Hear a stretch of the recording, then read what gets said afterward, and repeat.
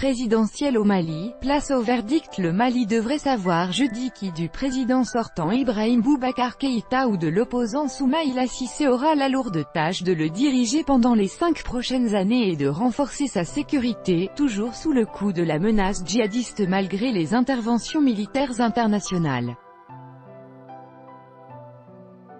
L'annonce des résultats provisoires du second tour de l'élection présidentielle du 12 août à la télévision nationale par le ministre de l'administration territoriale a été reportée de mercredi à jeudi matin, l'acheminement de certains procès-verbaux de localités du nord et du centre de cet immense pays ayant pris du retard, ont indiqué des responsables gouvernementaux.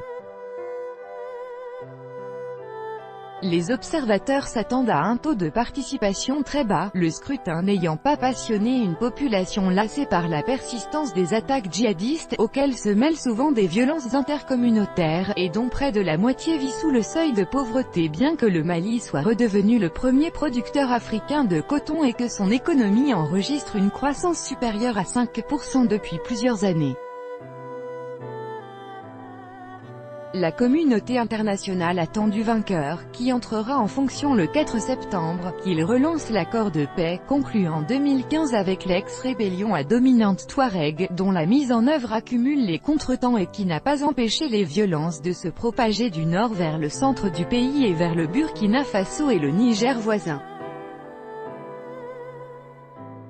Ibrahim Boubacar Keïta. Copyright AFP, Cecilia Sanchez. Le nord du Mali était tombé en mars-avril 2012 sous la coupe de groupes djihadistes liés à Al-Qaïda, en grande partie chassés ou dispersés par une intervention militaire lancée en janvier 2013 à l'initiative de la France, qui se poursuit actuellement. L'ONU mène également dans le pays sa plus importante mission actuelle, tandis que la force du G5 Sahel s'y déploie progressivement. Opposition combative. Bien que son bilan soit mitigé, Ibrahim Boubacar Keïta, dit IBK, a toutes les chances, à 73 ans, d'obtenir un second mandat. Il a laissé dire sans pratiquement broncher les partisans de l'opposition, qu'il accuse d'avoir truqué le scrutin lors des 2 tours, avec l'aide dans le nord des groupes armés signataires de l'accord de paix, ce que ceux-ci ont démenti. Avec ses 41,70% des suffrages récoltés au premier tour, IBK dispose d'une confortable avance sur Soumaïla Cissé, qui n'a été crédité que de 17,78% des voix et n'a pas su réunir l'opposition derrière sa bannière. Soumaïla Cissé, largement battu en 2013 par IBK, s'est pourtant montré combatif jusqu'au bout, assurant qu'il rejetait à l'avance une partie des résultats, notamment ceux de plusieurs localités du Nord, caractérisés selon lui par du bourrage d'urne. Il a affirmé que la victoire lui était acquise si les résultats qu'il juge litigieux étaient écartés. Le camp de M.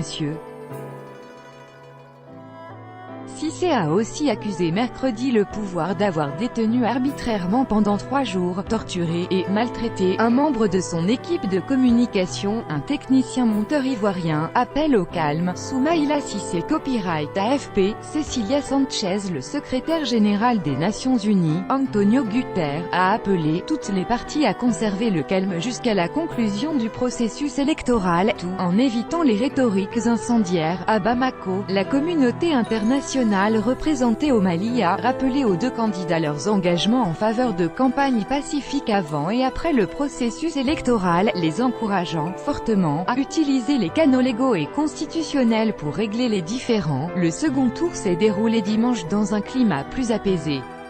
Un président de bureau de vote a bien été tué près de Tombouctou, nord, par des djihadistes présumés, mais seuls 490 bureaux de vote, sur 23 000, n'ont pu ouvrir, soit moitié moins que le 29 juillet.